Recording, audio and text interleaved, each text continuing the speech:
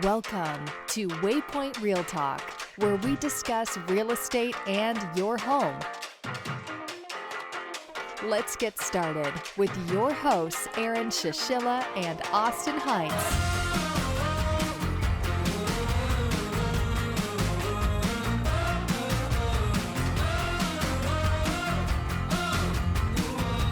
Hello and welcome to Waypoint Real Talk, where today we're going to talk about unconventional real estate prospecting. Austin? Yes, thank you, Aaron. And today with us, we have our guest, Crystal Brady with Homeward Real Estate. In addition to unconventional prospecting, she's going to talk to us about leveraged events. Welcome, Crystal. Thank you for joining us. Thank you very much. It's good to be here. Now, can you kind of introduce yourself? Obviously, you're Crystal Brady. You got the fashionable headphones. I know you're making fun of them before the beginning of the show, so I just had to bring that up. But can you kind of talk about a little bit about yourself and what brings you here? Okay. Well, I have been in real estate for about 12 years, and probably the last 6 to 7 years taken it very seriously, I would say, treated it as a business and run it as such. But I have been around the industry a long time. Prior to being in general real estate, I worked for a home builder in new construction, and that's kind of where I got a little bit of exposure to the industry, I would say. And then from there, ended up joining general real estate in 2008, which was probably the worst time ever. And I was aware of that, but I needed a change. And so kind of just stepped out in faith and was hoping it would work out. And fortunately, it has. How hard was that jump to take? It was pretty intense. I actually was working a salaried job at the time that also offered me a commission. So I kind of had a really great situation financially, at least, but was working for a more corporate type company in a bad situation. And they were just not a great company to work for, not the kind of company I wanted to be associated with. And I thought that it might be better for me to go out on my own, be my own boss, run my own business. And so it was a risk, but it did end up paying off in the end. The first few years were really tough and challenging, but over time I kind of figured things out, learned how to prospect, market, run a company, and leverage my past clients to grow. Right. So obviously now you're making sales. Yes. Right. Every month. Every month. Every month. That's really great news. Yes. Back in the day, my husband always says, do you remember when you used to say, I just want one closing a month? And I was thinking about it. Wow, yeah, at one time, that was my goal, was to just close one property a month. Right. And it's probably been about 4 years since I've had a month go by where I haven't had multiple sales. So yes, at this point, I definitely close real estate every month. Mm-hmm. I say this pretty much every time this kind of sort of thing is brought up is pretty much I go back to 2008, 2009 when I was with my parents and they were starting their home inspection company. And I always give the shout out to my dad, but he was like, if I could just do 5 wind mitigations a week. Right. And you know wind mitigations, I mean, you make $100, right? Yeah. 5 a week. And he was like, we'll be fine. And then here he is, you know, if he doesn't do, 50 home inspections a month, he's like freaking out. This is why goals are important and setting goals that are attainable. Yeah. So I like to push myself, but not too hard to where it's a goal I can't achieve. So, you know, at that time, I might have been closing 6 real estate transactions a year when I first started out, and I wanted to close 1 a month, which would be 12. So that was a doable goal. It stretched me to get there, but it wasn't unachievable, so I was motivated to try. And I still do the same thing today. You know, I only set incremental goals that I feel like are in reach that I can push myself to achieve, so I stay motivated to do it. Right. So going from that 6 a year to 1 a month, what were you doing then? Has that changed? And how do we transfer this into what you're doing now? So I can't even remember when it was that I had this 1 a month goal. My husband had to remind me of that situation. But what I do distinctly remember is listening to somebody from the real estate coaching company called The Core give a presentation. Her name was Kendra Cook, and I listened to one 45-minute little seminar. It was just an audio version of one of her seminars. And she was talking about events and how she did leveraged events to grow her business. And she also talked about a couple of other things that she did that kind of to me seemed unconventional. It wasn't just the same old that you hear, like we'll call expireds, call for sale by owners, do open houses. It wasn't just the normal stuff that we hear. It was different things. And they were ideas that I could latch onto that I thought, that could be more my style. Maybe I'll give that a try. And before I dove into events, some of the other things I started doing, simple goals. I remember saying to myself, I'm just going to post on social media more. This was before social media was quite as huge as it is now. Now it's a given, right? Everybody needs to be posting on social media, promoting themselves there if they run a company. It's so annoying how many Facebook posts there are. Like, I just want to see my family, and everything is, hey, I do real estate, or here's someone you just added as a friend. Right. I think we need to bring back MySpace. Top 8. Hey, top 8 friends, yeah. Yep. But I thought to myself, and this was before social media was huge, I just need to maybe post a little bit more about my business. So that year, that was my goal. That was my only big goal that year, was to just be more present on social media. So I started doing a few posts. All of a sudden, people were saying, wow, you're doing so great. Look how successful you are. And it was funny to me because I hadn't really sold. I'd been selling the same amount of houses at that point. I had some success at that point. And it was just the perception that I put out there that became other people's reality. And I thought, wow, that's really weird how that worked. And they didn't know I was successful before, and now they do because I talked about it a little bit on social media. So that was eye-opening for me. And that was kind of like one little first step. Then I moved into doing some events. I moved into some of my mailings and some of the other things that I do today. I kind of slowly added piece by piece, and now it's just sort of become my formula, and that's what I do. Right. And it just slowly happened over a period of probably 4 or 5 years. I kept layering in new things, that I would do, and it just sort of ramped the business up a little bit more and a little bit more. And then probably the last 3 years or so, 3 to 4 years, I've had a very consistent success where I'm doing about the same number of transactions and volume every year. I've sort of leveled out. It's a level I can maintain. I can't really grow beyond that without building a large team, and I'm okay with that right now. So that's kind of where I've landed with it. But it was a process of just not doing everything all at once, but just doing small little things that I could implement a little bit at each time, a few new goals a year. Of this year, I'm going to try certain type of mailings. This year, I'm going to try events, and things like that, and kind of brought me to where I am now. Right. So obviously, people can't just rely on social media and do that for 1 year. I mean, I guess you could, and you might get, a couple more sales, but obviously, everyone's on social media. Sure. And if you're not, as a realtor, posting on social media and being annoying about it, I don't think you're a realtor. Yeah. So now let's segue into unconventional prospecting, exactly what you're doing. And this is pretty much how I started wanting to bring in guests into this podcast. Is when I interviewed you kind of gave me the insight that every single realtor has their own niche, something where they're bringing in their prospects from. It's not, I'm cold calling, I'm visiting door-to-doors, or I just post on social media. Everybody has their own niche. So can you tell me about unconventional prospecting? Yeah, definitely. So in addition to the social media that everybody does, I do a couple of different things. I do postcard mailings, which doesn't seem so unconventional, I realized. But what's a little bit different, I think, about what I do is that in real estate, we're taught to farm a lot. Farm these areas, these neighborhoods, pick an area, make that your specialty, and farm it over and over again. Well, that takes years and lots of money, and often has a small return. So one of the concepts I had learned from a real estate coach was farming to your sphere of influence. And they do postcard mailings as what they call evidence of success. And that was something I latched onto. And so I literally started taking my sphere of influence, which consists mostly of my past clients. Current clients perhaps are on there as well, and then friends and family and anybody I can reach that I know goes on that list. It's not a huge list, really, maybe 200 people right now.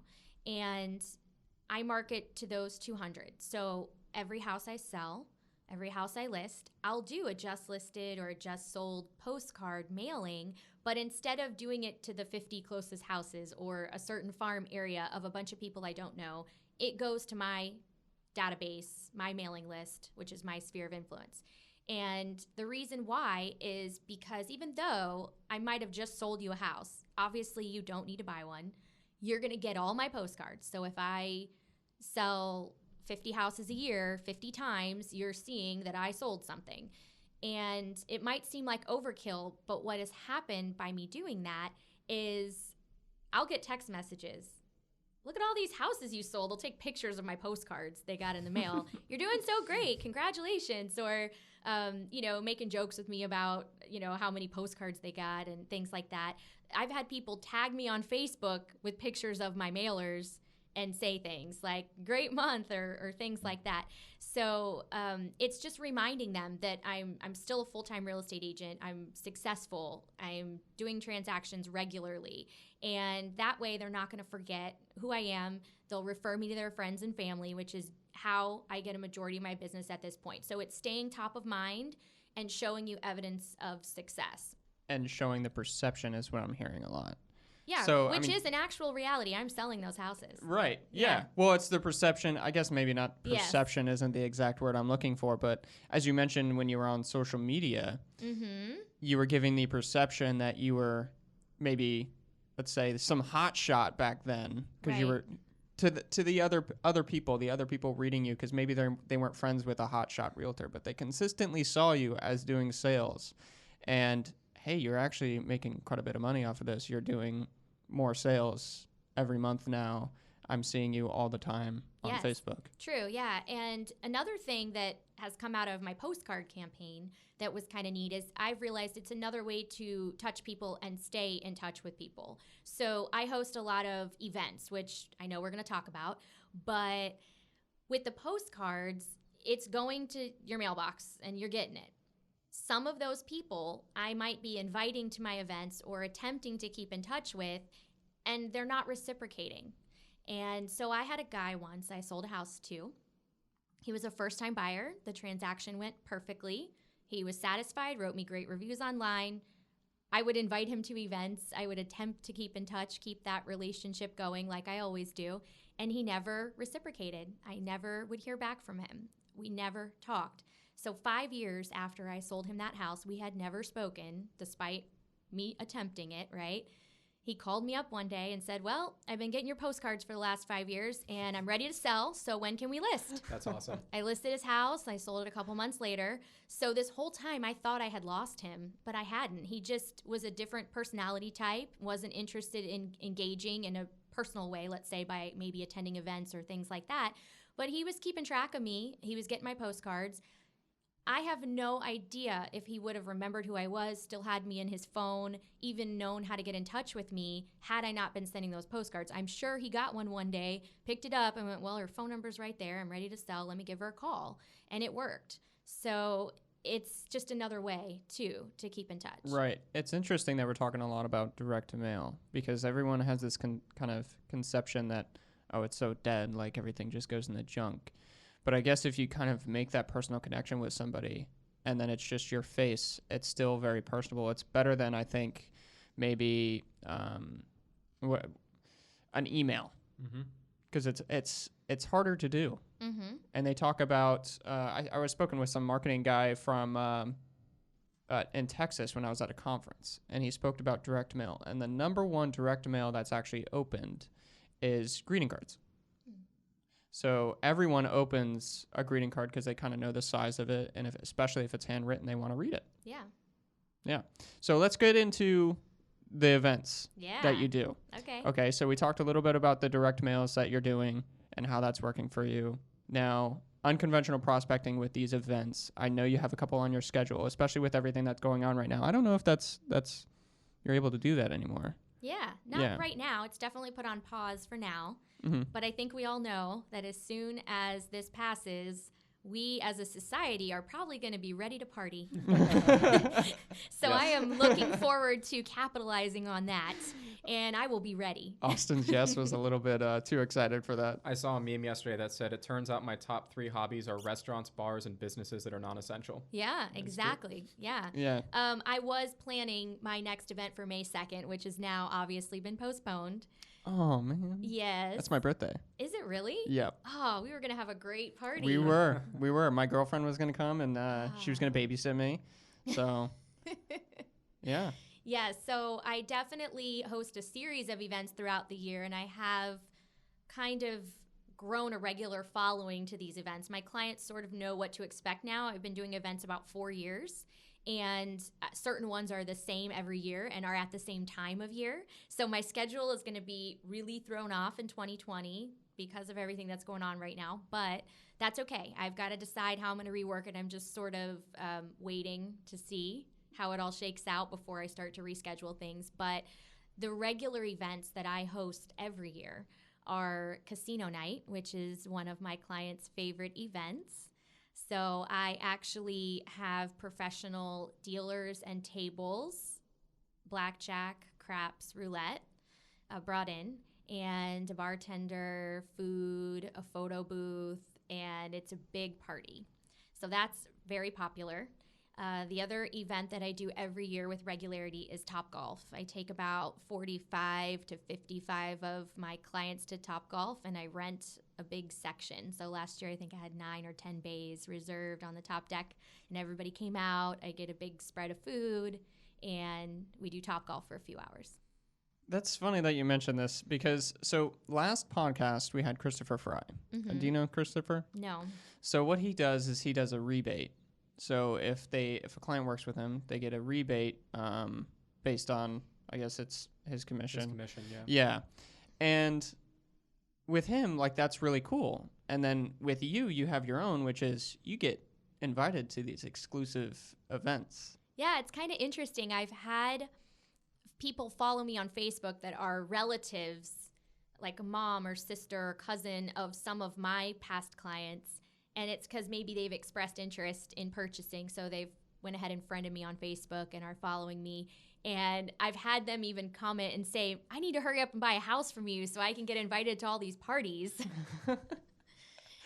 Yeah, it's funny with the parties. I mean, it's an exclusive thing, but not only that, you're, say, drinking alcohol, you are eating food, so all at the same time, you're making these personal connections with prospective buyers, prospective sellers, and they're eating food. So what are they getting? They're getting that dopamine, the oxytocin, whatever it is in their brain at the same all time. a science. These parties are not just for fun. It's a science. I always joke and say I feel like I'm a full-time event planner because it is overwhelming at times to plan so many events, and especially if I have them running back-to-back, which sometimes happens with the schedule throughout the year. But it's really fun. It's challenging. It's a lot of work.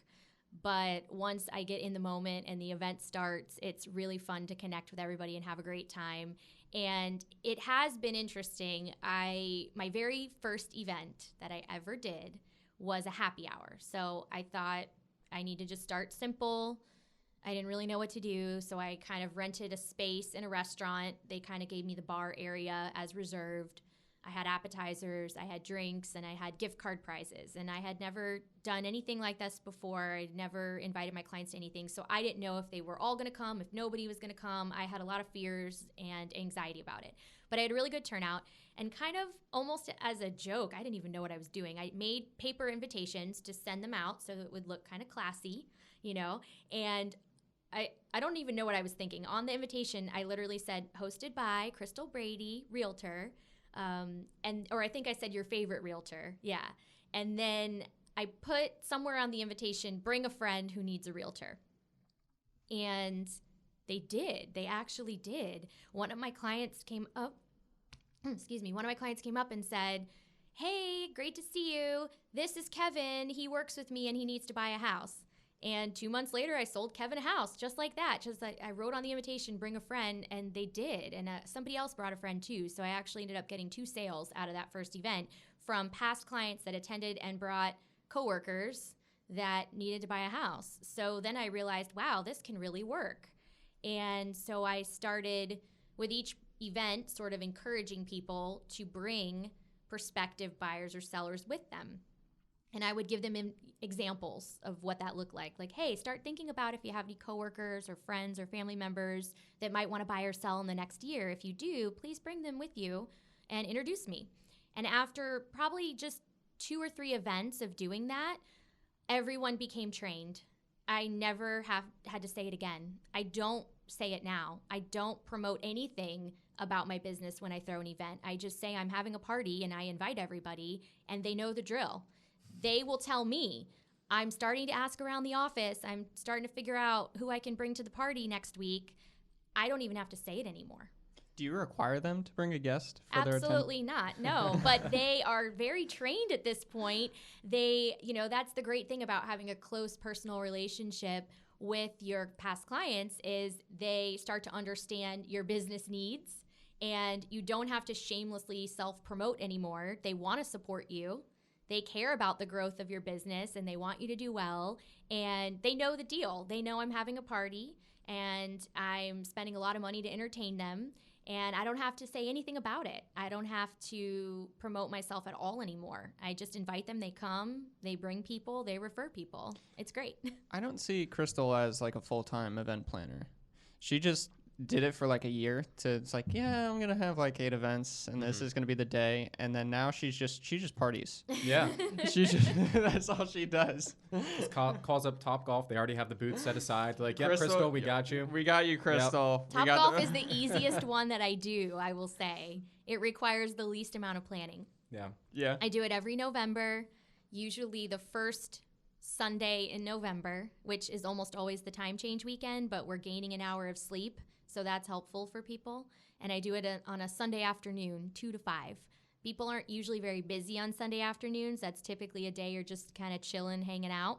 So it works out great. I get really high attendance for doing it that day and time. Of course, it's Topgolf. Yeah. You want to go hit right. some balls and It's fun. She usually invites us too. I know Eddie went to, I think, the last one. Oh, you yeah. had, or Eddie's been a couple few ones. times. I have a really great picture from 2 years ago, Topgolf. Eddie brought your Waypoint The sign. Yep. And it was awesome. He's holding it and pointing it at me, and he got a bunch of people to gather around that have all bought houses from me. And it says awesome realtor. Yeah. Yep. I think we used that in a mass email we sent some agents. I think so. Or yeah. we put it on the It's website. somewhere. It's somewhere. Oh, yeah. I'm famous. Yep. Yeah, you are famous. We'll frame it for you. Okay. I'm just a little disappointed. I didn't get invited to Topgolf when I was over on the East Coast.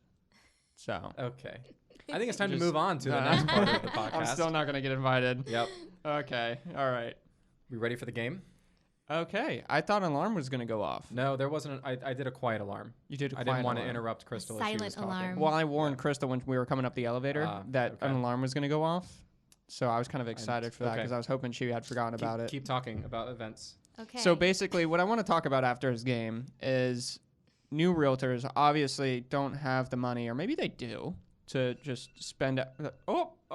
That's not a very shocking alarm. Can we do like a siren? Do I need to Google a siren real quick? That's not it. Way too gentle. Let's just do the Amber Alert. The Yeah, Amber there you Alert. go. Yeah, that That'd one be scares great. everybody Yeah. every time. Apple's too tame. Okay. Yeah, well, that I'm one kind sorry. of reminds me of my alarm clock, so I'm twitching over here.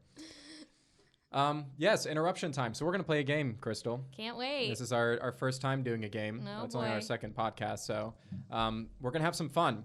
So what I'm going to do is read off some news headlines to you, and you have to determine, does that news headline pertain to a Florida man or woman, or to not a Florida man or woman? Okay. All right, and Yeah. I'm gonna read off 5. If you get 3 of the 5 correct, you're gonna win a big prize. Oh, Ooh, okay. big prize. Yes. Can't wait. All right, so no peeking at my computer. Okay. All right, so here we go. First one. Woman claimed to be God fled on tricycle. Is that a Florida man or woman, or a not Florida man or woman? Or I guess it would be a woman. It would be a, well, yeah, it would Yeah. be a woman. Unless It would be a woman. I'm hoping this is not a Florida woman. Final answer. Not a Florida woman. It is a Florida woman. Oh, do we have an We need to set that up. We need to end. You're gonna have to make the sound effect. You can go on and read the second one. I'm So, gonna look for well, I have a sounds. description for each of them, so you can kind of get the backstory to it. Okay. A short one. So, Naples in 2018, authorities say a Florida woman claiming to be God held up a postal truck, stole a single package, and fled on a tricycle. She pointed a replica pistol at a jogger and stopped a mail truck. Woo! Yay for Naples. I know, right? Can I move on? Or are you still looking up the sound? I'm getting a correct sound now. I have a wrong one, but I'm Okay. getting a ding, like a correct noise. And we're just going to play it through YouTube. I'm sure I could probably edit it. Yeah, we could do that. That's a good point. We could edit it. All right. Yeah. Second one.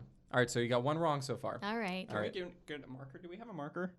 I'm going to... It's over there. Is it? I mean, if you want to. I think it's important. Okay. We're going to do a quick pause. Quick pause. So at this point, Aaron's going to put like a please wait screen and have some nice holding music going. Am I? Yes. That's a lot of editing. All right.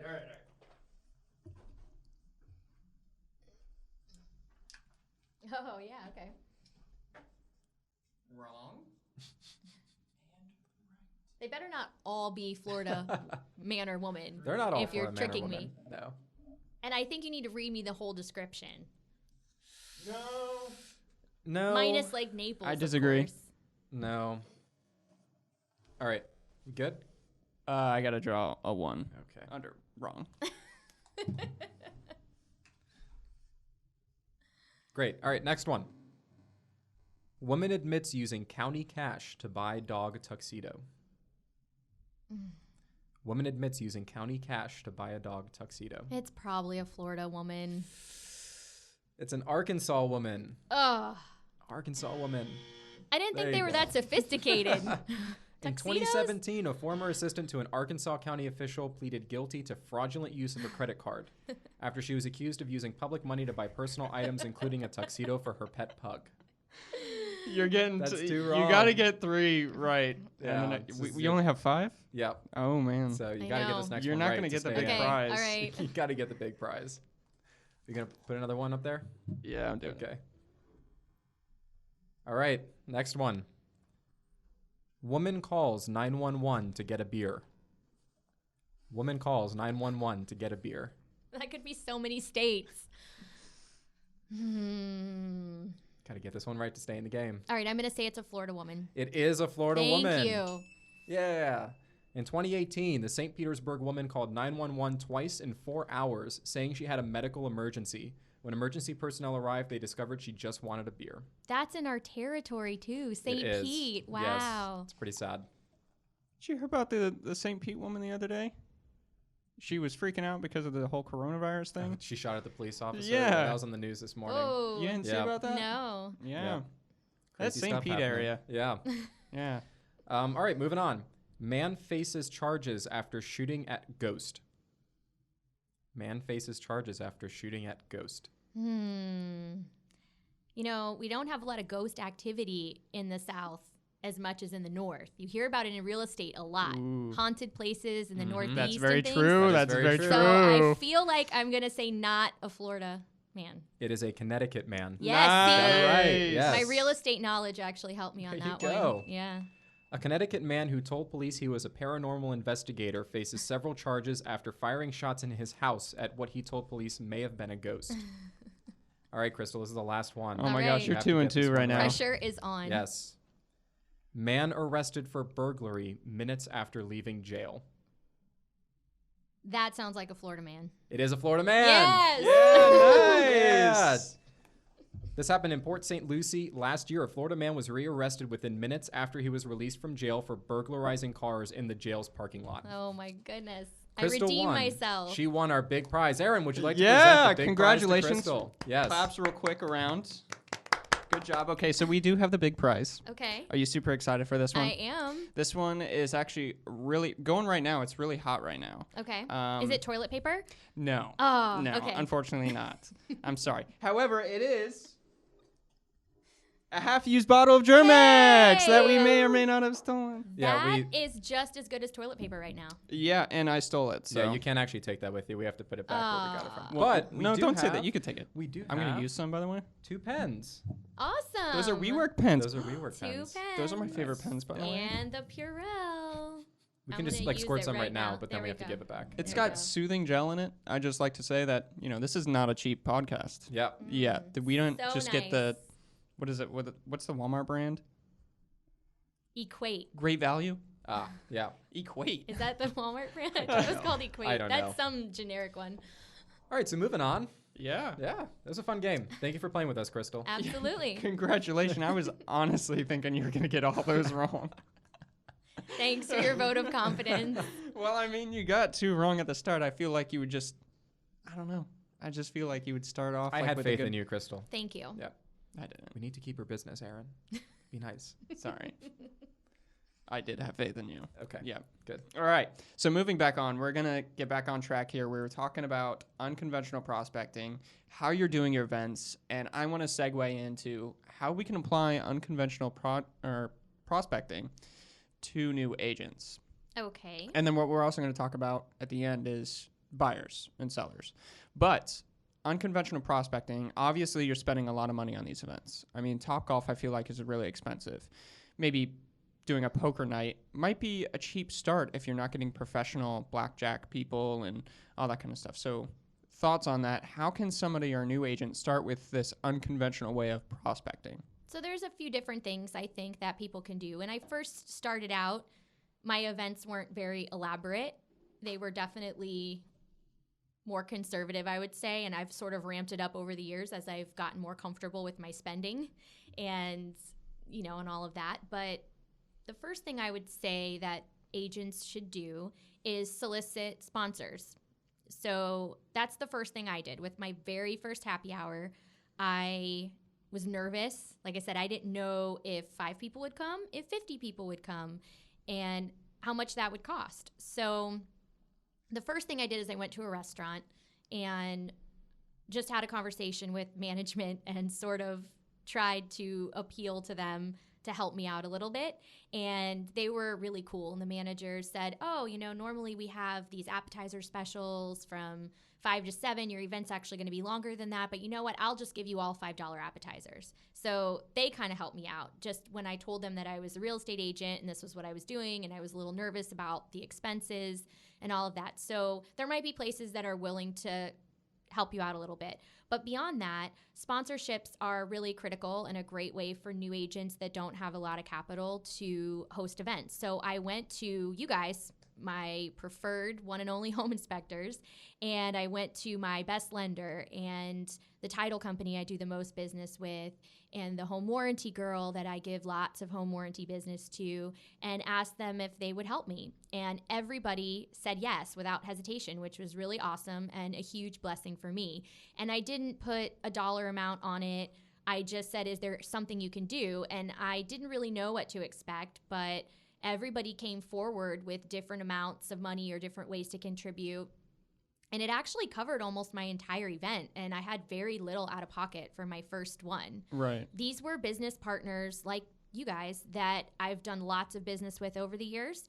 And I've given lots and lots of business to, and I had never asked anything from these people before. And so going to them and asking them for this one thing after giving them years of business, they were all willing to step up to the plate, and it was really awesome. So that's one way that I would suggest new agents get started. Right. That's really interesting because vendors, home inspectors, lenders, whatever else, I mean, if you go with a reputable company, they're going to have money to be able to spend on marketing. But at the same time, if you just call one of them up, a reputable company, obviously, one, they're going to want to see the return. So Yes. if they haven't worked with you before, they're going to say, okay, well, I expect that I'm going to be working with you in the future. However, if you're a new agent, you could probably just go up to a home inspection company and lender and say, hey, I'm a new agent. I want to host these events. I know some people. I'm going to grab some people. How much can you help me out? Mm-hmm. And then you can do the same thing with a lender. So it's like a given formula for free money, I think. Yeah, there's a lot of vendors that want to sponsor events. If you've been in the business for a little bit and you've done some business, you already have business partners that you refer business to. Go to those people. You know, even if you haven't given them a ton of business yet, but you've given them some business, you've started that relationship. Right. How do you choose which vendors you're going to work with? I've always had a very small, tight circle of vendors that I exclusively work with. I've been with Waypoint since the beginning of my career. And so that's just my business model. I know some realtors, you know, extend and have 3 or 4 inspection companies or things like that. I have a little bit of a different philosophy. Some people won't agree with this, but you know, I like to refer people that I've personally done business with, and that's how I pitch it to my clients. So instead of saying here are 3 home inspectors, I'll say this is the one I use that has inspected my own personal properties that I've purchased, and also lots of my past clients. Right. So it's sort of like, you know, a proven personal experience type referral that I'm giving. I do the same thing with my lender, with my title companies. So I have a couple of lenders and title companies that I'll work with, but I definitely have my primary people, and that's just how I do business. Right. That's interesting, you know, because from my perspective, from a marketing standpoint, everything I base myself on is comparable online to everyone else. So, and that's kind of how I would go about looking for a reputable company. If I was a new agent, right? Or maybe I was looking for a doctor or a lawyer, everything online. We all read online reviews. Absolutely. Yeah. Now, it's kind of funny because you can read online reviews. So then which ones do you listen to? Yelp, Google? What are the other ones out there? You've got to Facebook, have Home Advisor, Angie's List. Let's not do Zillow. Home Advisor. Yeah, all of them. Yeah. You have to have reviews across all the available platforms because people look in different places. So do you have reviews everywhere? Absolutely. I have reviews on Google, on Facebook, Zillow, Realtor.com, Yelp. Do you ask for those? Absolutely. Every closing, and every agent should. And it takes time when you're first starting out, obviously, and you haven't closed a lot of transactions, but it's important to start with that early on in your career because, as you know, the more reviews you have, the more likely it is someone's going to consider you.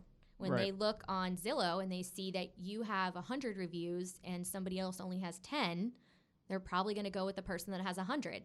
So I actually get a lot of business too from the internet that are hot leads coming in, but they're strangers. They're people that I don't know that have not been referred by my sphere, but they're going online and they're reading my reviews that my past clients have written.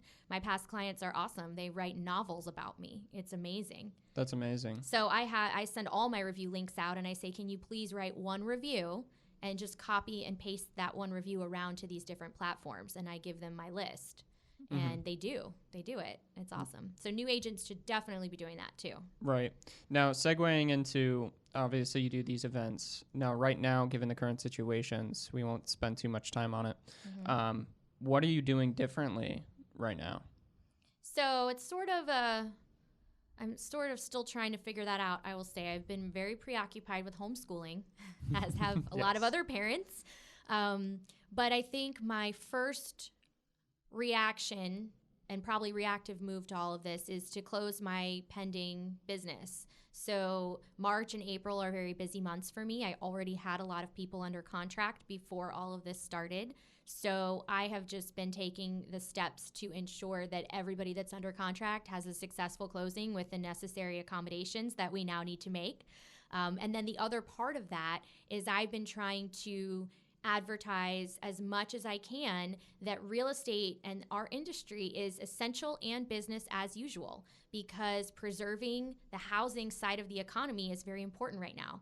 And it's important that I believe in our industry, continue to put the message out there that it's still a good time to buy a house. It's still a good time to sell a house. We can do it safely with the necessary precautions, and maintain social distancing and all of that, but we should still be doing it.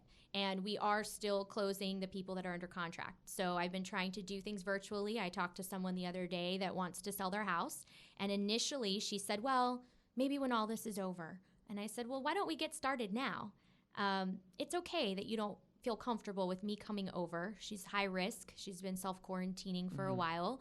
I said, just send me some pictures and let's have a conversation about, some of the things going on, the interior components of your home and things like that. And I went ahead and did a CMA for her, sent her all the information, did a net sheet for her. We talked about some of the things she needs to do to start getting the house ready for market and for marketing. And then we'll meet in person when it's appropriate. But at least now we've already talked figures, we've talked value, we've talked potential net proceeds on the sale, and she's on board with all of that. Yeah, you pretty much have her like hooked. Absolutely. On you. Right. Versus waiting until all this is over and then maybe I've lost her because she met somebody else or we didn't keep in touch. So I was able to kind of get the process started. So I've been trying to do that with as many people as possible while still spreading the message that everything's going to be okay. Mm-hmm.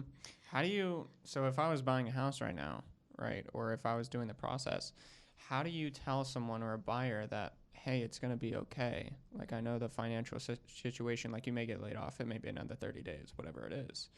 How do you convince somebody that, or even and tell them that it's going to be okay? I don't feel like it's a lot different now than it is any other time. I get a lot of buyers that'll contact me and say, I want to purchase a home in the next 3 to 4 months. And so I don't really think I need to do anything yet. And I'll say, well, no, let's go ahead and get your initial pre-approval done. Let's make sure everything's good with your pre-approval, because if we get with the lender and they tell us your credit score is 20 points too low, now I have a couple months to possibly get it where it needs to be for that time that you're ready. Mm-hmm. But if we wait until you're ready and then we find out, that's going to delay you. So it's always a great time to go ahead and start the initial stages. Interest rates obviously are up and down a lot right now. There's a lot of volatility in the market. But again, it's taking a little bit longer to close loans at this time than prior to all of this. We used to close loans in 30 days. Right now, lenders are asking us for more like a 45 to 60 day.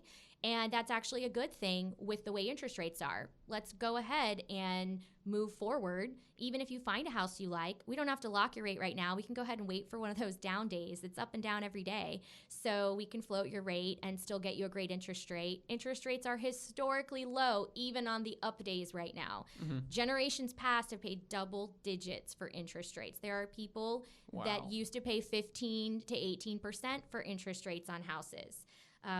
Ask some of the older generation and they'll tell you that. So, to whine about a 4% interest rate is kind of comical in a way if you look at it like that. So it's still historically a great time to buy a house. And I think as soon as all this is over, we're going to see a sharp increase upwards from everyone that's been trapped at home waiting to go out and party at Crystal Brady's. Right. And buy their houses and go to restaurants and do all those things again. So I think overall we're going to be just fine. And that's what I would tell people. Right. And it's again, you're still, I think you're limiting the barrier to entry to buying a house. You're just saying, well, don't worry about it. Let's just go ahead and get your pre-approval. I mean, that's a quick application.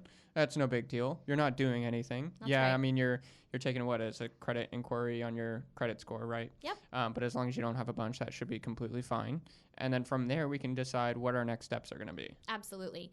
Seeing the numbers and doing the pre-approval typically kind of gets people going to the next step of the process. So anytime a first-time buyer contacts you and says, I'm thinking about buying, what are the first steps? I'm always going to refer them to that pre-approval, because by the end of that pre-approval process, the lender's going to be able to tell them you are approved for this amount.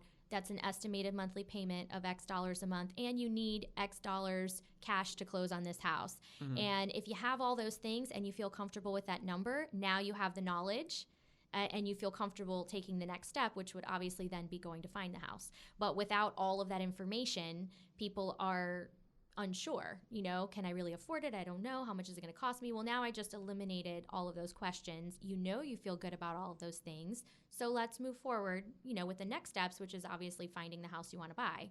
Mm-hmm. So then once you have them in that hook, right? Buyers obviously need that pre-approval. Sellers, what is that first step that they need to take? Because you do the pre-approval for buyers. What's the first step for sellers? For sellers? Well, typically, we would do a listing appointment where we're going to walk through the home, let them show it to us, and determine the value. We'll do a comparative market analysis, talk to them about what we feel like the home is worth. So I'm going to look at it and say, based on the current comparable sales, I think your home is worth, and then I'll tell them the amount. I'll grab their estimated mortgage payoff if they owe money on that house and run a net sheet for them so they know exactly how much money they can walk away with after that sale, after all of their normal seller closing cost. So they have a tangible number of, this is how much money I can make if I sell this home.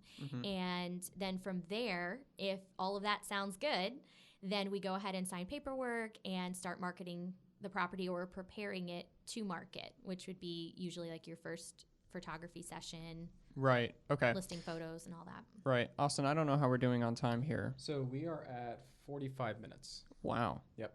45 minutes. That's a pretty good podcast. It is a pretty good podcast. I want to kind of conclude here with buyers and sellers and how can they get started. Obviously, it's crunching the numbers, but if somebody's looking to buy a house, if somebody's looking to sell, what important steps do you think they should take, maybe even before reaching out to a realtor to get those pre-approval? Maybe they already know that. So what steps do they need to prepare for? I mean, some people contact me who have already started those steps, you know, of talking to a lender, getting a pre-approval. But oftentimes people will contact me and say, I want to buy and I have no idea what to do, so what's first? And I love it when they do that because I want to be able to help them and refer them to great people that I know will take care of them. That is the first step, you know, is working through those numbers and like the things we just talked about. And then working with a realtor is the next step if you're not already with one. So your perspective is, first step is talk to a realtor. Absolutely. I would love it. I love it when they come to me before they've done anything. But if they have already done those things, that's great too. Like I said, I have people that will contact me and say, I'm pre-approved for $300,000 and I want to buy a house in Tampa. Okay, great. Well, then the next step is to contact a realtor if you haven't done so already, so that we can start to identify properties that you'd like to see and then walk you through that process and help you successfully close. Awesome. Were you going to mention something? Well, I was just going to say the step is not contact a realtor, it's contact Crystal Brady. Yes. Yeah, Crystal Brady. Right. Homeward Real Estate. Yep. Shout out to our other realtors, though, that come on this podcast. Yep, shout out to them as well. Yeah, we're not favoring anybody. Yep. All right. Well, I pretty much think this kind of concludes our podcast here. I want to thank you so much for coming on. This is our second podcast, and I was so excited for this podcast.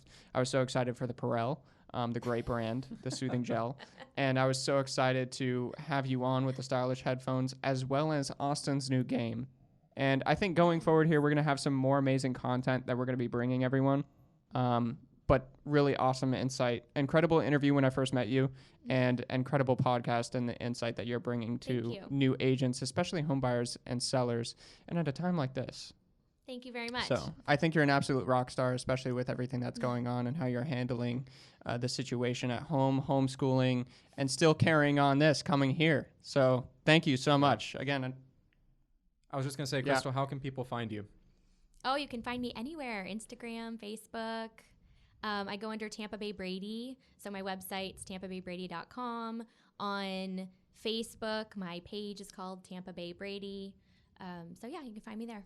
So if you want to get invited to these parties, I mean, that's pretty much what you do. Start friending me. Start friending you. Just friend request. Hey, I got a buyer. That's I got a buyer. Well, thank you so much for coming on. Crystal. Yep. Have a Thank good you one. guys.